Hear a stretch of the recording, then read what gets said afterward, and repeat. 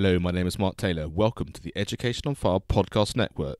This show is sponsored by the National Association for Primary Education. There comes a time in every person's life when you realise it's not about doing what you are told, but doing what you know is right for you. Let us take a journey of learning and discovery with the world's most successful people who are living the life of their dreams, walking through life using their inner wisdom and being of service to others. Forget exams, grades and test scores. What is your purpose? As we let go of what we think should be and learn from our elders to gain knowledge, inspiration and a true sense of who we are. What are your dreams? Does your life have meaning? Are you living a life of significance? Let's talk with today's guest. Hello and welcome as we spend some more time together on the Learning on Fire podcast. Today I'm talking to Bolaji Oyejide. Hi Bolaji, thanks for joining me and let's explore the journey of who you are. Thank you so much for having me on the show. I'm really excited. I'm a big fan. So my story is a bit of an interesting one. I grew up in Nigeria. I currently live in the United States, though. I'm a big comic book fan, as we'll probably explore. I'm a father of two amazing young superheroes. They are 12 and 8 years old, very happily married. I'm a soccer coach, and I have the honor of traveling around the world to talk to kids about superheroes and self-discovery. Well, if that doesn't get everyone on the edge of their seat to begin with, then I don't know what else is. There's everything in there. You've got soccer, you've got superheroes, you've got travel, you've got just about everything that you could possibly need. So that's very exciting.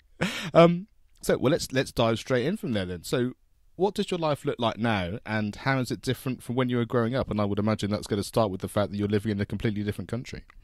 Living in a completely different country. Yes, I came to the United States when I was 17 years old. So I was still, a wee lad at the time. I grew up in Nigeria, so all of my formative years were there. But it's been interesting being able to grow up in two worlds because I have the benefit of being able to pull from my cultural roots in Nigeria and learn from some of the wonderful culture that we have here in the United States. And so as a father here in the U.S., it's interesting because I've been an author. I've written 50 superhero books now. They're kid superhero books that help teach kids confidence and self-esteem and character. But that wasn't always my career. That's not what I went to school for. I got a computer science degree in undergrad. I got a marketing MBA degree. I worked in a corporate job for many years. But one of the interesting or pivotal things for me was that even though my formal academic career, my formal studies sent me in one direction, there were a lot of experiences from my childhood that actually had me inclined to move in a completely different direction. But I wasn't bold enough to pursue that other direction until I actually got forced. I was laid off from my corporate job about 8 years ago, and that started me on the journey that I'm on today. And tell us a little bit about the journey from Nigeria over to the US. Was that something you had a say in? Was it something your family did, or what was the story behind that? Oh, brilliant question. So I grew up in a sleepy university town in Nigeria. Both of my parents are doctors and university professors. I went to a great elementary school, primary school, and secondary school as well. I'm so used to calling it elementary school since I'm in the U.S., but growing up in Nigeria, it's very much like the British educational system, so we did call it primary and secondary school.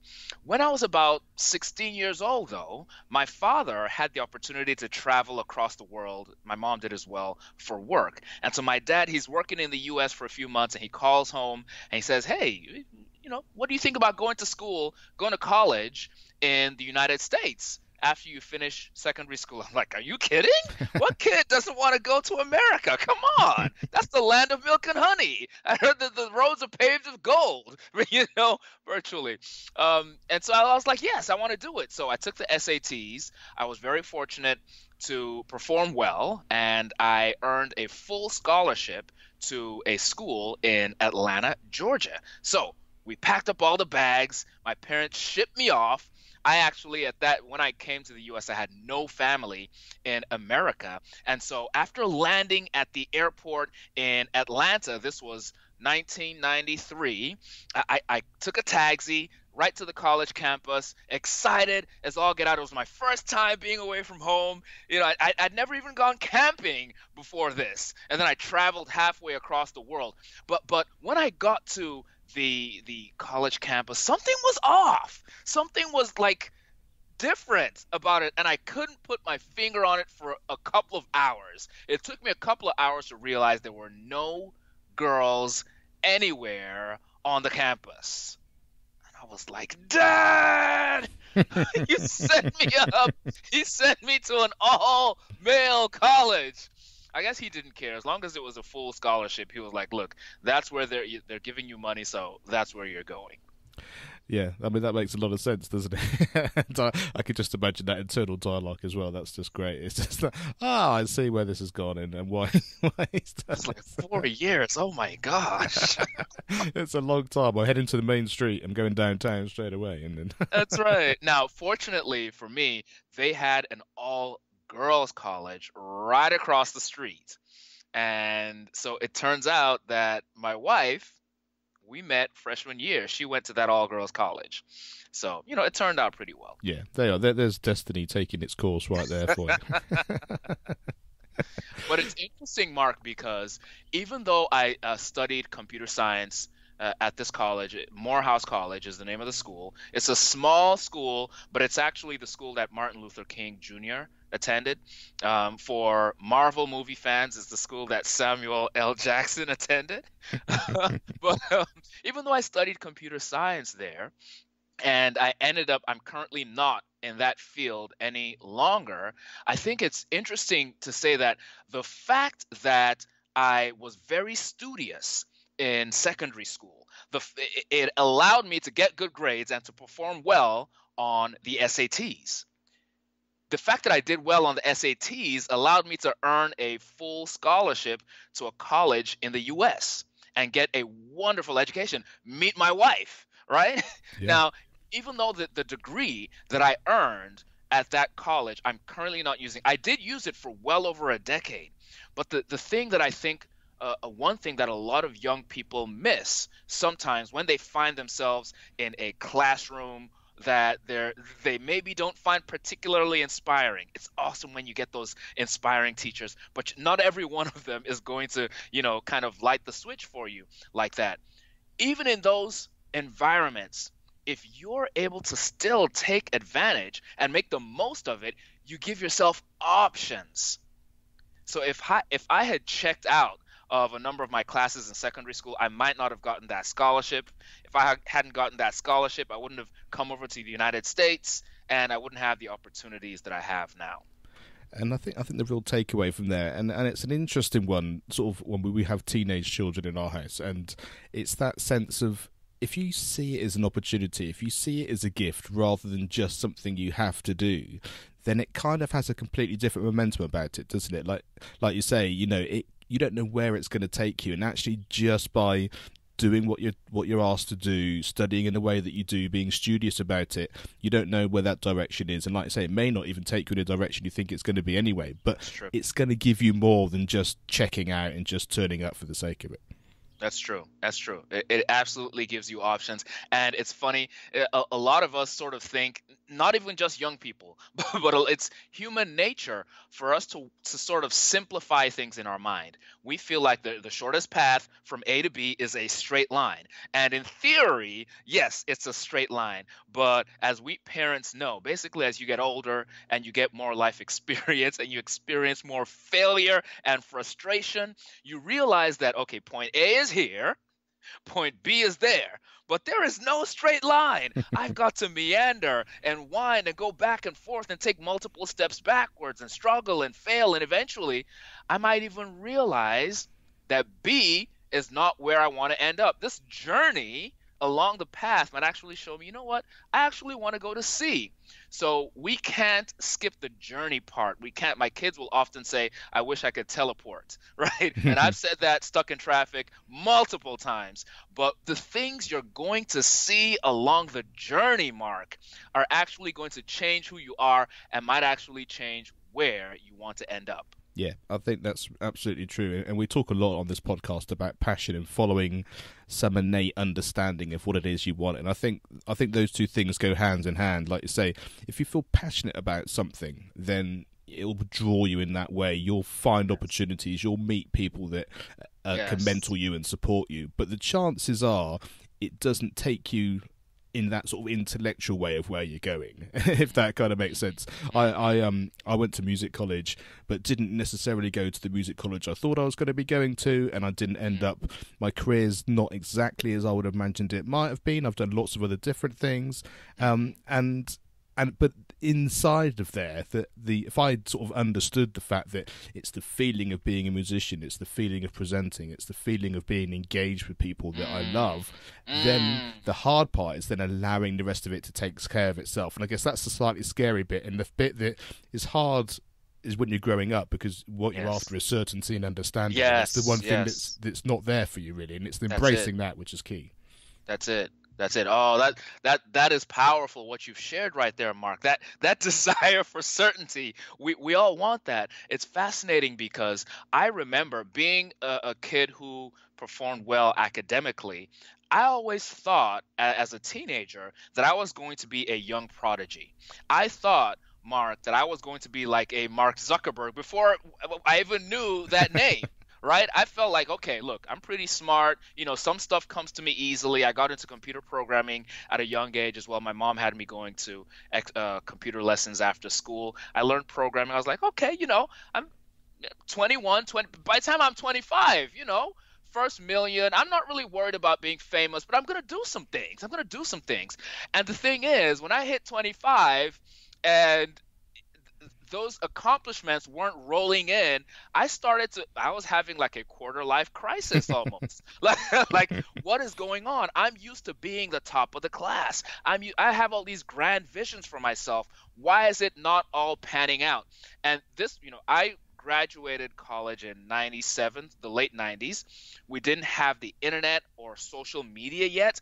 Our kids, Mark, are growing up in an age of anxiety because they're seeing people on Instagram who their age or younger who apparently have all of this success and who apparently have found the magic bullet, the easy button. And it becomes frustrating when our kids put in the work and they don't see the results. They're like, you know, I've worked at this for 3 months, for 6 months. Why am I not blowing up? Why am I not famous?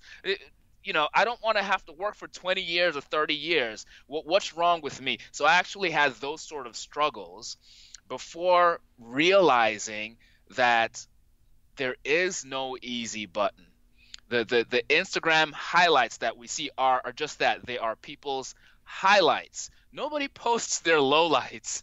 They don't post the 100 things they tried that didn't work. They just post maybe the one thing that did. And unfortunately, we also have a number of people that are faking it on social media, such that our young kids now feel like, if I don't do it fast, if I don't get that success quickly, then I'm somehow deficient. And that's just not the case.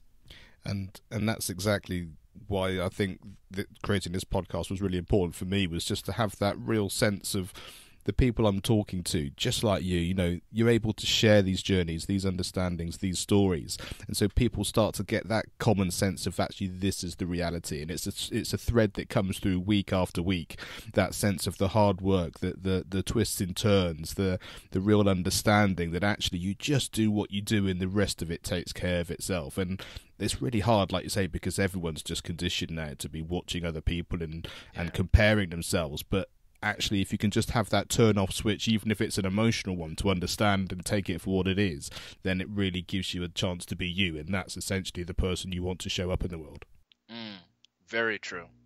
So what was valuable about your school experience? Oh man, it's very serendipitous, Mark, because I'm actually preparing to go to a secondary school reunion. I graduated from secondary school 23 years ago. I'm about to see about 50 of my classmates that I haven't seen in that span. And so it's taking me back to when I was a 17-year-old kid. And man, all these memories. But the wonderful thing about the human brain is that there's this thing called nostalgia, and we often will romanticize the good bits of our distant past and maybe forget some of the painful parts. But some of those painful parts actually made us who we are today. So when I was going through secondary school, not so much primary school, because in primary school I was a pre-adolescent, I was a carefree kid. Now I was always sort of reserved. I'm an introvert by nature. But after I hit puberty and I became painfully aware that of other people's apparent opinions of me, I became very, very shy. I'm talking about painfully shy. I'm talking about social anxiety shy. And that actually defined a lot of my teen years. I felt like a lot of my other friends around me, that my guy friends they were more outgoing, more confident. They came up with the funny lines, and they could talk to the young ladies, and I would always come up with the best witty comebacks, like 6 hours after the come. I was like, man, why didn't I say that? And I just felt like, man, what's wrong with me? In the classroom, I got it going on. I take care of business in the classroom, but outside the classroom, I felt like the dullard. I felt like the butt of the joke. And I was like, I feel like I'm broken, Mark. Now, teenagers tend to have strong feelings. Okay. Everything is amplified when your hormones are raging and you're going through that phase of life. But I really felt like something was broken with me, Mark. And this is where comic books come in for me, because even though I grew up in Nigeria, half a world away, we still got Marvel and DC comic books every week. And the story of Peter Parker, Mark, was my story. Even though I wasn't a white kid growing up in Brooklyn, New York, I'd never been to New York. I was a brown kid growing up in Nigeria, but that was my story, because Peter Parker was awkward. Peter Parker was picked on. He was made fun of. He was smart, but nobody cared. And even despite all that, despite being the butt of the joke, when he gained superpowers, he found the need to use those powers to lift other people up. And I was like, I don't know what my superpowers are, Mark, but there's hope for me. Like, when I discover my superpowers, I'm going to be able to help somebody out. I'm going to be able to change the world. And so, yes, I studied all of the literary classics. I studied Shakespeare, C.S. Lewis, Chronicles of Narnia, my favorite book. I read a lot of fantasy fiction. I read Enid Blyton. I read it all. But the story of Spider-Man, the story of Peter Parker at age 12, is what got me through those tough periods. And when I became a dad, I said, you know what? I don't want my kids to ever have to go 10 years, 20 years struggling to value themselves, struggling to appreciate the abilities, the superpowers that they have, the things that make them special. It took me probably into my early 20s, Mark, before I really became comfortable in my skin, before I realized, no, you're not a type A alpha male, but the world needs people just like you. The world needs introverts. It took me probably until I was 21 to realize that. But once I did realize that, boom, it was lights out. I was like, I'm going to own this. I'm going to stop trying to be who I'm not, because the world actually needs me. So my school years, I have so many wonderful memories. I also have those memories of being that awkward kid, but I had to go through that struggle. I had to go through that churn in order to become who I am today. And I think that's a really important message, isn't it? Is the fact that the struggles, or the supposed disappointments, or anything along those lines, you think, but it's not working out for me, but they might actually be integrally the part of that makes you who you are, and they're the lessons that you learn. And the other thing which I really liked about what you said is the fact that you don't actually know necessarily when that sort of light bulb moment might happen. You know, yes, I want it now. I'm impatient. I'm the worst person in the world. I'm impatient for everything all the time, and I just know that it just takes time, and something happens. You know, you're waiting for the whole universe to work for you. You know, in lots of ways, and you know, there's a bigger conversation here about how that works. But it's certainly the fact that sometimes the stars just need to align because you need to be with this person and understand this, and that needs to happen. And you just have to be patient, and that's hard as a teen, as we all know. Very, very, very hard. Somebody told me once, Eric Thomas. He's a speaker here in the United States, and he said it takes 21 years to be 21 years old. He said it takes 21 years. Like, as a kid, I remember always wanting to be older. When I was 7, I couldn't wait to be 10. When I was 10, I couldn't wait to be 16. When I was 16, I was like, oh, I'm too young. I can't wait to be 21. But no matter who you are, you can't speed it up. It takes everybody 21 years to be 21. And so a lot of us, we have goals that we want to accomplish, but there's a certain amount of, if not necessarily chronological time, a certain amount of experience, or a certain number of things that need to happen, certain number of boxes that need to be checked. And if all those boxes haven't been checked, then you can't actually turn the page. You can't get to the next chapter. But often we just want to skip ahead without checking those boxes. It's human nature. It's human nature. Absolutely, and sometimes those boxes and those things, you go round and round and round till you realise that you have some choice in some of those as well, don't you? Which I find really fascinating. Well, my daughter's always turning around, and I sort of say something. She says, "Yeah, but I'm not you," and I always think that's such a great comeback, because it means that you're you, and if you get that, then great, you know. But it's just that kind of, oh, you got me again. You know, you're an 11-year-old child, and you're more wise than I'm ever going to be in some respects. That is brilliant. Oh, brilliant stuff. So, back from those school experiences, which teachers do you remember and why? Man, I love this question. So, I would have thought it would be difficult for me to think through. There's so many teachers whose names I don't remember, but there are a few who just pop up every time I think of this question. Let me start with one. Her name is Mrs. Delinda Brown Clark. Delinda Brown Clark. She was actually more of an academic advisor at Morehouse College in Atlanta, Georgia.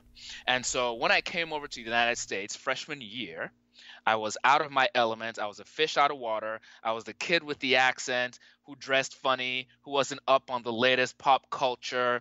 And I just felt out of sorts. My first semester, my grades were not that good. I was in danger of losing my scholarship. And every time I would walk into she was over the engineering program. Every time I'd walk into the engineering office, from the back room, she would talk. She had a loud, booming voice. How you doing, young man? Come on in. You all see this young man? Brilliant. Brilliant. You see him? From Nigeria. Oh, I love this kid. Mom, dad, doctor, brilliant. This boy is going places. Come on in here. She would do that every time. It was embarrassing. I mean, talk about an introvert. You know, we typically don't want to attract attention to ourselves in unfamiliar environments. And she would just bring all the, I did not like it at all. But you know what? After a few months of me completely doubting myself and doubting my abilities, and this strange, wonderful, weird woman affirming me in front of other people and doing it over and over and over, I was like, either she's crazy or maybe she's right. Maybe I am somebody. Maybe I am going to do something important in this world. Maybe I am already accomplished.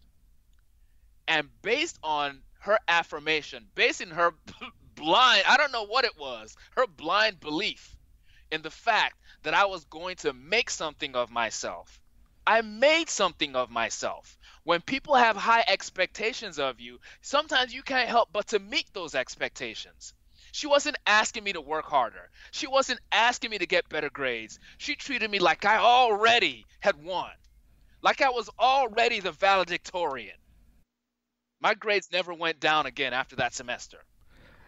I think it's brilliant, and I think it also sort of ties in really well with that kind of the story that you have for yourself as well, doesn't it? You know, even if you think things are not as they seem, you know, having that internal dialogue that's just got your back, you know, sorting yourself out, and how we talk to people generally, you know, you can choose for it to be positive or negative. Yes. You can choose how you want to show up, and actually Yes. starting with that, I'm going to support you, whether it's supporting yourself or supporting someone else. It's really, like I say, it's incredibly powerful.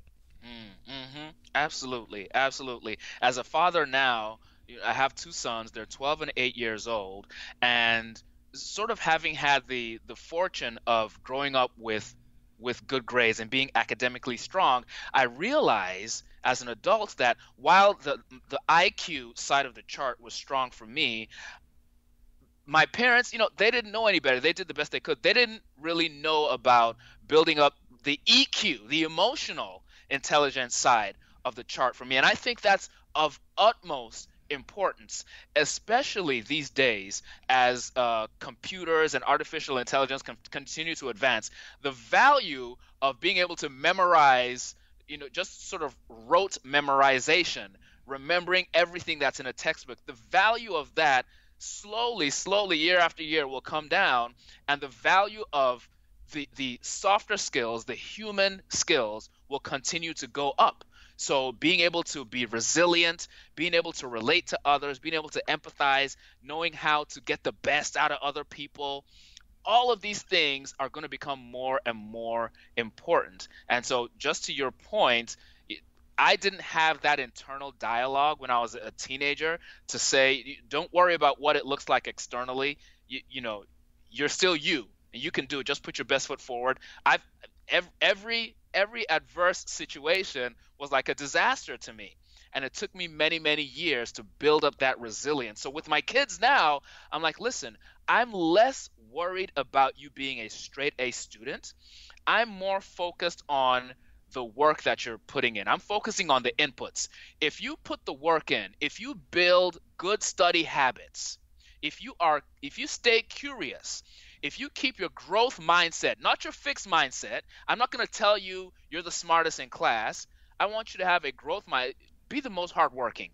If you get those inputs right, the outputs will eventually sort themselves out. So in our house, we don't say you have to get straight A's, but we do say you have to be proactive about doing your homework. You have to take care of your projects, do extra work with everything.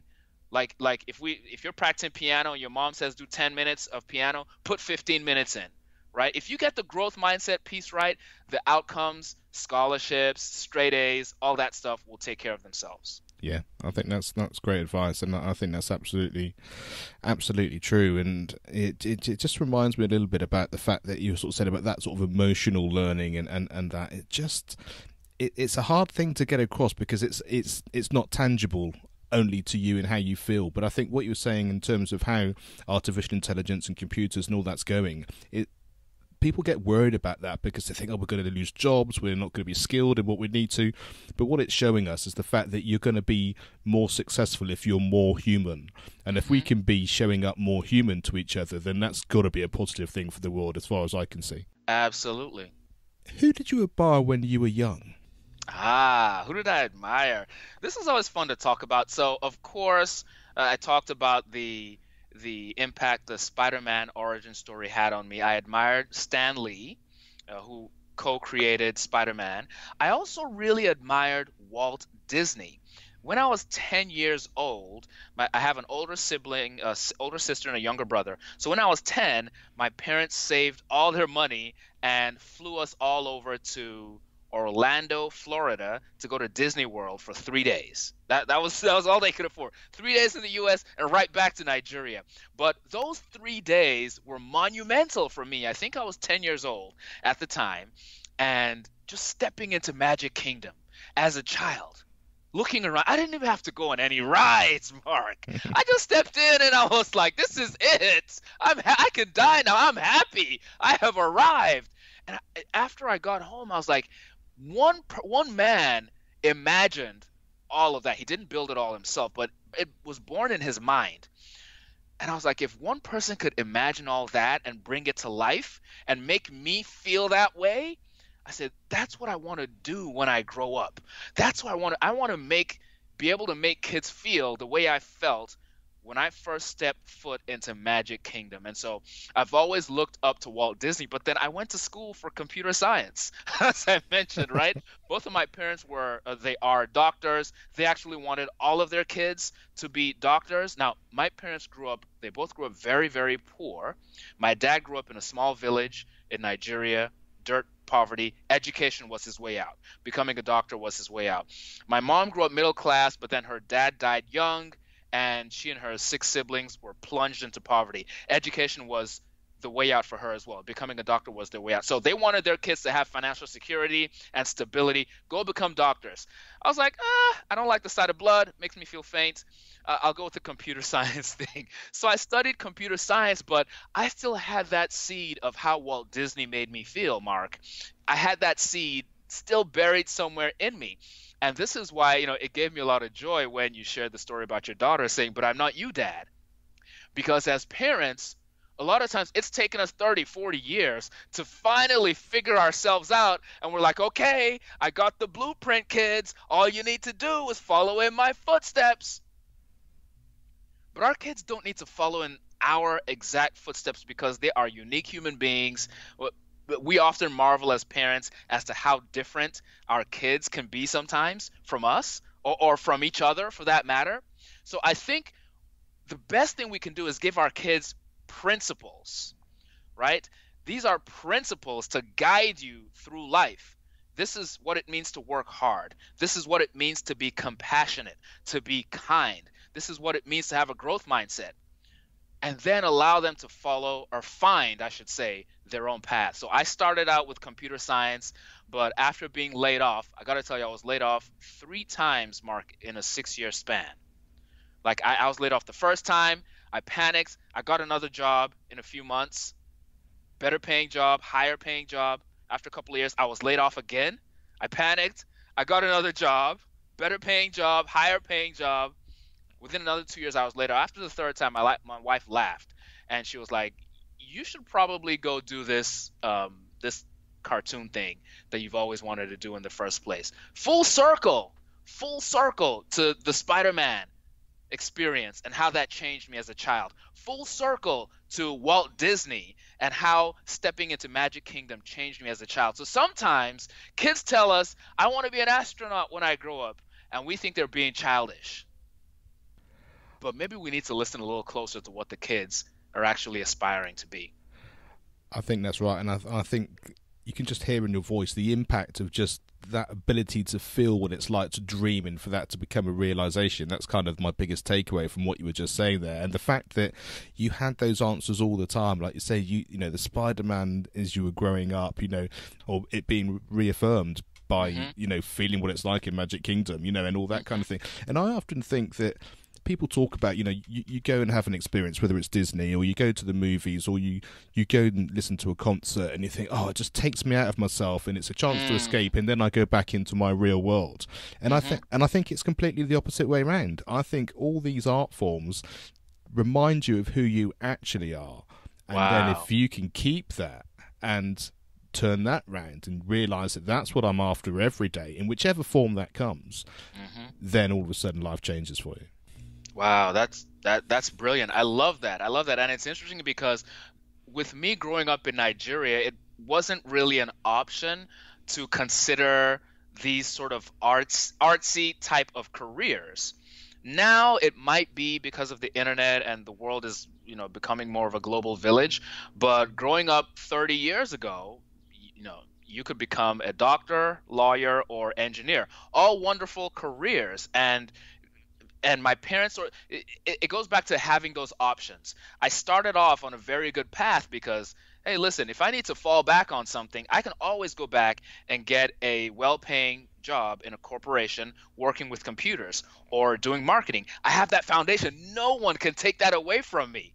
I'm never going to starve because I have that education and I have those skills. But I now, having that self-awareness is so important.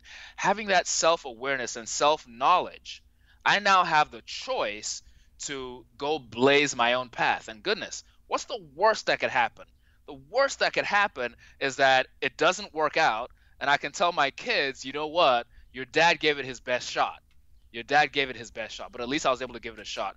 So I think having that foundation of education is so important because it opens doors for you. It gives you those options. But at some point, parents, we need to let our kids stop living for us and start living for themselves. We still got to give them that foundation because as kids, they're not always going to make sound long-term decisions. So we still have to guide them along. We got to keep the guardrails on up to a certain age, but with the knowledge that they can't keep those guardrails on forever.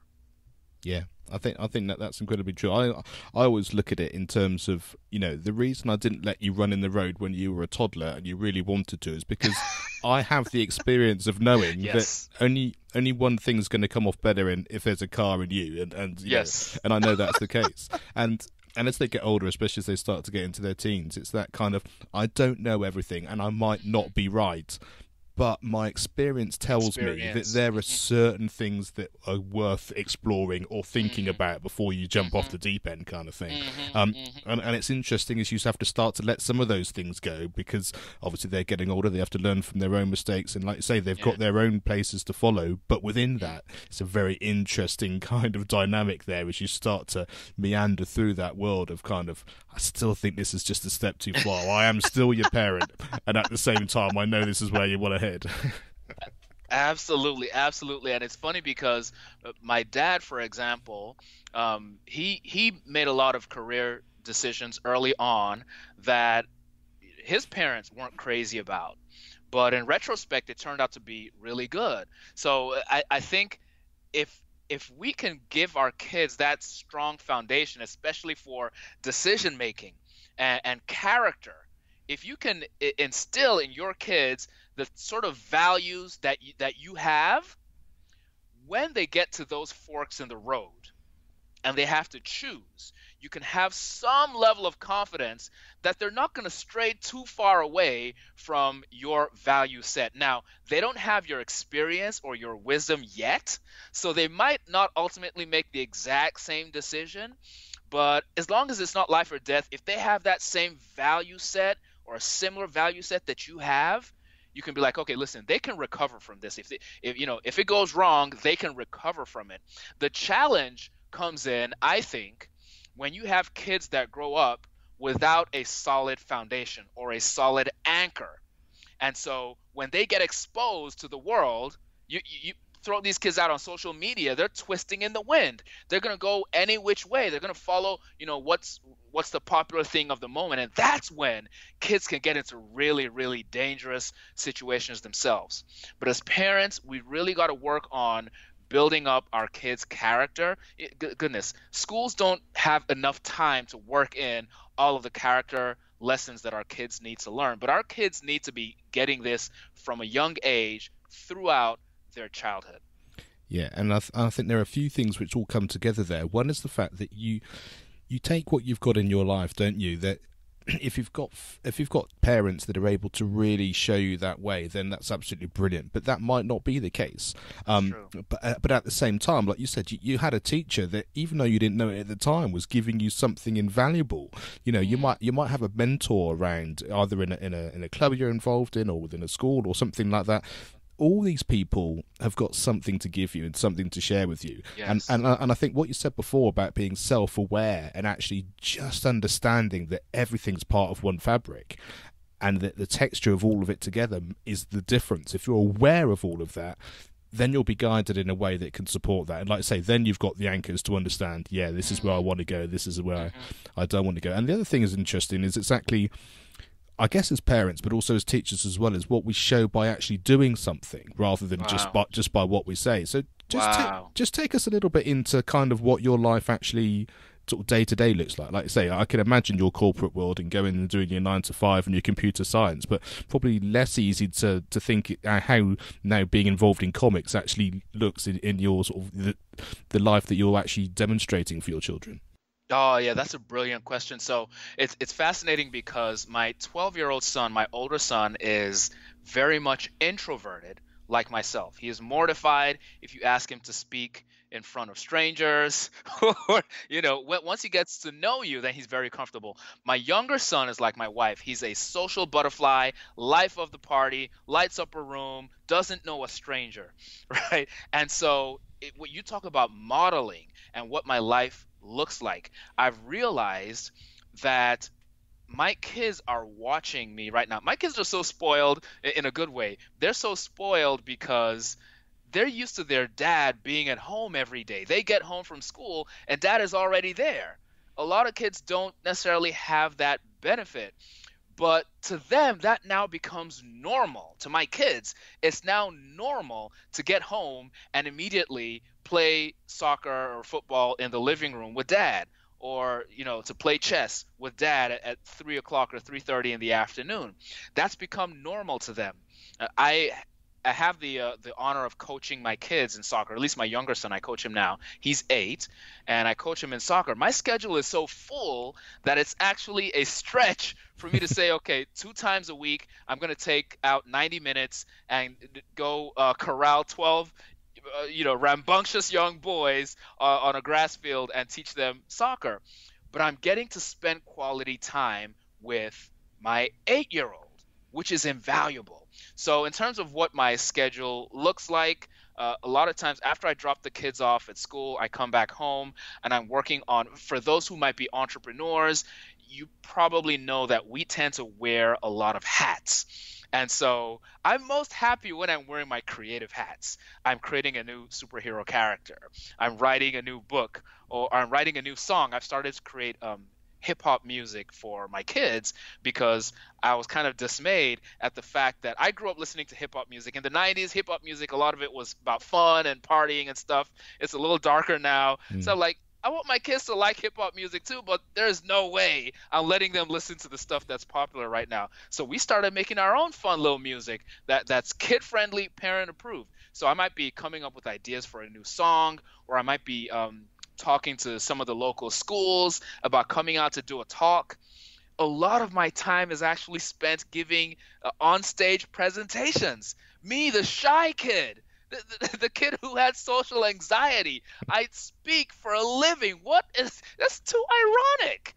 It's too ironic, but it's interesting. You talked about how you grew up with a passion for music, Mark, and I realized that even though I had this social anxiety, that social anxiety went away whenever I got to talk about comic books, whenever I got to talk about superheroes, whenever I got to talk about self-awareness and self-discovery and finding your own heroic journey. It was like that anxiety just disappeared. Now, I got to tell you, even as a 40-plus-year-old man, when I'm on stage, it's fire. I'm entertaining, I'm charismatic.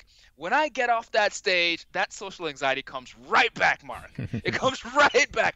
But you know what, though? Now I embrace it because it's part of who I am. I'm not ashamed of it anymore because it empowers kids who have social anxiety. And it tells them that regardless of those feelings that you have on the inside, they don't have to determine your fate, your outcome. Spider-Man wasn't perfect. To this day, Spider-Man's my favorite hero. He's not the most powerful one, right? He cracks the bad puns all the time. Even the bad jokes that he cracks, those are like a self-defense mechanism because he feels awkward. Even when he's fighting bad guys, he feels awkward and has to crack jokes. But he still fulfills his destiny. He still has a heroic story. And so sometimes I'm writing books, sometimes I'm coaching kids, sometimes I'm out speaking to teachers or to kids. The whole time I'm still that young, awkward Peter Parker doing the best I can. But I know that, listen, with great power comes great responsibility. And so I'm doing the best to put my great power into the world every day. Yeah, I love that, Bolaji. It's absolutely, it's inspiring. And I think that's the thing. And I think, like you said, if people can see either side of you, whether you're the superhero on stage or whether you're still the shy kid when you come off and say hello in person. That's great, because then we can start to see the rounded character and the reality of how all those things fit together, which I absolutely love. What was the best piece of advice you've ever been given, and who gave it to you? There's one piece of advice that comes back to me. There's two that I'll share. One is from one of my favorite authors. He's a nonfiction author, Seth Godin. He's an American marketer and blogger. Brilliant guy. And he gave this really simple but poignant statement. Do stuff that matters. Do stuff that matters. Now, what does that mean? Most of the stuff that we do in life doesn't matter. Most of it doesn't matter. When we think back, whether you're a young person listening, you might be 14, 15, 16, you think back 10 years, or if you're a parent, you're an adult, you're a teacher, you think back 20, 30 years, all the stuff that gave you anxiety, all the stuff that gave you stress, all the stuff you spent so much time on, most of it fades into the background. And there are just a few things that matter. The person that was kind to you when you were 10 years old, right? The guy that stood up for you on the playground, the teacher that gave you a comforting word. Very few things matter. But the things that matter a whole lot. And so Seth Godin saying, do stuff that matters, basically challenges me to say, don't get caught up. Don't major in minor things, right? Do not major in minor things. Find the things that matter in your life, like my coaching my 8-year-old son in soccer. I told my wife, I can't do it. My schedule is crazy. I'm like sleep deprived here, trying to do all this stuff. She's like, this is important. You need to do it. And so I did it, and it is the highlight of my week, getting to see my boy light up when he gets together with his 11 friends, or when he's frustrated and in tears, because I know that frustration is not going to learn forever, and this is a growth moment that he's going through. That matters. That matters. Finding the things that matter, the relationships that matter, that is the ultimate. And so I won't even bring in the second quote. I'll just leave you guys with that one. Do stuff that matters. Yeah, absolutely brilliant. Absolutely brilliant. And what advice would you give your younger self now? My younger angsty self. My younger self. I remember, I'll answer this in a roundabout way. I remember my mom picking me up from school one day. I must have been maybe in maybe 7th grade. And I was just down in the dumps. Head down, shoulders slumped. And she was like, "What's wrong?" And I said, "I'm depressed." Now my mom is a doctor. So, saying you're depressed to your buddies is one thing. Saying you're depressed to a doctor, no, she was alarmed. She was like, "Whoa, what's going on?" I couldn't really vocalize what was going on to her, though. But later on, now, parents, I don't know where you stand on this issue. I had a diary at the time. Later on, my little brother, I think it was later that night, he came to me. He was like, "Hey, do you have jokes written in your diary?" I'm like, "Who writes jokes in a diary?" "No, I don't have jokes in my diary." "Why?" He said, "Oh, because Mom read your diary and she was laughing." And I was like, "What?" I was mortified. So my mom was that concerned. She didn't make a habit of reading my diary, but she was that concerned that she took a peek in my diary entry for that day. And I had said the girl that I had a crush on, I'd said hi to her, and she said nothing back, and my life was over at that point. I told you I was an angsty kid, Mark. Listen, us socially anxious kids, we don't get that type of courage every day. I said hi, and she blew me off. But to answer the question more directly, the advice I would give my younger self is to hold. I don't know if you guys, or Mark, if you remember the Braveheart movie that came out maybe 10, 20 years ago with Mel Gibson. Yep. There's this wonderful scene where he's holding the line, And he's come up with a strategy where he and his army, they don't have horses. The opposing army all have horses, and they're about to charge. And of course, if you don't have horses and you're fighting against an army with horses, you've got no chance. And so what Mel Gibson's character came up with, I think William Wallace, is they dug a trench and they hid in that trench, and they hid with spears.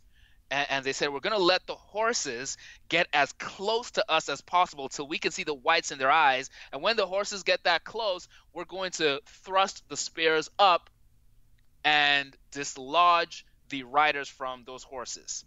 And so as the horses approached and as the horses galloped toward these brave soldiers, they started to get scared and they started to panic. And William Wallace said, hold. And the horses were galloping and thundering and get closer. And William Wallace said, hold. And that's what I would tell my younger self. Hold. The path is not going to be easy, but hold. There isn't going to be a shortcut. Hold.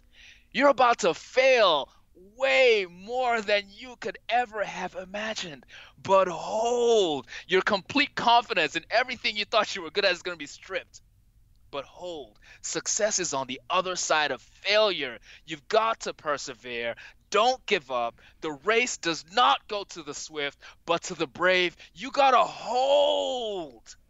Because if you can hold on to that dream that you had when you were 10 years old or 16 years old or 21 years old, one way or another, one day you're going to get there, but only if you hold. Life is not easy. I gotta tell you, resilience is it's almost like the number one character trait that we could give. It's the number one gift that we could give to our kids, maybe behind self-awareness. If you don't have resilience, you're not gonna make it. You're gonna settle. You're gonna accept mediocrity in your life. And the world needs you to be the best you that you can be. So hold. That's the advice I'll give my younger self. I love it. Absolutely love it. I think as I said, it's hearing those things, and you can just, as we've been chatting for this amount of time, hearing the stories of your background and where you've got to and the things that you've been through. It's such an important part of your story, and I can really see, and certainly in terms of my life as well, it's exactly that. Just when you want to give up, just keeping going, just standing firm, just allowing it to be what it is, and then getting through that, it makes all the difference. I think it's incredibly powerful advice there. Yeah, thank you. What does your future look like? That's a great question. I don't know, but I'll tell you what I would like for it to look like, though. For me, I aspire probably a couple of things. One, for my kids. I want my kids to see their dad going all in, to see their dad giving it his all, to see their dad chasing his dream. Whether or not I attain that dream, Mark, is not the point. If my kids see me chasing my big, audacious, ridiculous dream, when they have their own unique, big, audacious, ridiculous dream, they're going to go for it. They're going to remember their dad being 40 years old and still going for it. They're going to remember their dad being 50 years old and the naysayer saying this is silly or this is childish or there's no way you're ever going to get it done, and still pushing through. And I think that's the best legacy that I could give my kids. A lot of times people want to leave an inheritance for their kids. They want to leave money. They want to leave properties. And all that stuff is good. Yes, please definitely do that stuff. But if you think about it, most people who win the lottery end up broke again within about a decade. So material wealth is not what I want to gift my kids. I want to gift them the belief that they can write themselves into their own heroic story. And goodness, whenever we watch our favorite movie, Mark, whether it's a cartoon or a thriller or a fantasy fiction or adventure, whatever type of movie it is, how boring would that movie be if at the beginning of the movie, the hero starts with a goal and takes a straight path to that goal, no obstructions, no hills, no valleys, no struggles, nothing. That would be the most boring movie. So I'm not wishing on my kids that they not have adversity. I'm wishing on my kids that they be strong enough to get through the adversity. So my future looks like me striving and straining and pushing toward this goal. When I was a kid, I said one day I want to be the next Walt Disney, and until I die, I'm going to keep saying that to myself. I may never get there, but it's not about the destination, it's about the journey. So I don't know what the journey is going to look like, but I can tell you what that North Star looks like. That North Star looks like a 10-year-old Nigerian kid traveling halfway across the world, setting foot on Magic Kingdom and saying, this just changed my life. And if I can do that for one child, that's what I want my future to look like. What podcast, book, video, film, song, or resource has had the biggest impact on your life, and why was that? Lovely. So The Chronicles of Narnia was my favorite book series growing up. I love C.S. Lewis's stuff. The Lion, the Witch, and the Wardrobe, all the way on down. That series really spoke to me because I think that was the first time that I was both entertained and educated at the same time. I was both entertained and inspired.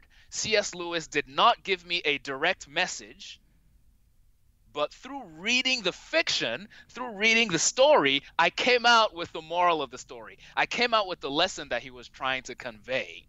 And I think that's so powerful because as teachers, as instructors, as mentors, as parents, we have the best intentions when we have a lesson that we want to teach. The thing is, we can't teach. Imagine somebody trying to teach you a lesson, a very, very valuable lesson in a language that you don't speak. I'm trying to teach you something, Mark, and I'm speaking Latin. And I'm just doing my darndest, and I'm being so earnest in teaching the lesson. And you're like, yeah, I can see you're really working hard. I don't get it.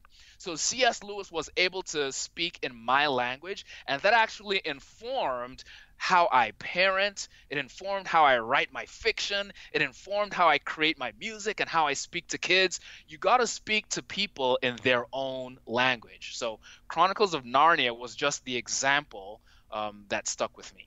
Yeah, I can really see that, and that's really struck a chord with me, just listening to you talk about that, just in terms of it needs to be something that you're storying together, doesn't it? And it doesn't matter what you're trying to impart, it really is just that. It's that joint journey. We've been talking about journey and story and all of that together. I think that wraps it up really nicely as a great thread as we've gone through this. So what's the best way for people to get in touch with you or to find out more details about you and all the work that you're doing now? Folks can visit me at my website. It is braveyoungheroes.com. That's braveyoung, HEROES.com. And you can find all the links to my social stuff on there and everything. We're doing a lot of fun stuff these days with not only the hip hop music, but we're starting to create music videos with a bunch of kids. So, everything that we do is kid centered. We're basically trying to help kids discover their own superpowers so they can go change the world. And so braveyoungheroes.com is my vehicle for doing that. Yeah, that's fantastic. And we'll have links to all these things on the show notes for this particular episode. And to get all of that, you just go to educationonfire.com and in the search bar, just write Bolaji and all that will pop up for you. Thank you, Bolaji, for sharing your wisdom and for allowing us to learn from your wonderful experiences. Mark, thank you for everything you're doing for kids, for young people, for families, for educators. You're really a man on a mission, and I appreciate you. Thanks for listening to the Learning on Fire podcast. For more information, please visit educationonfire.com and follow the links from the homepage.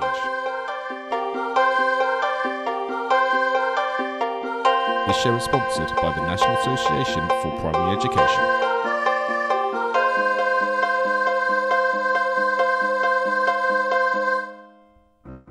Education is not the filling of a pail, but the lighting of a fire.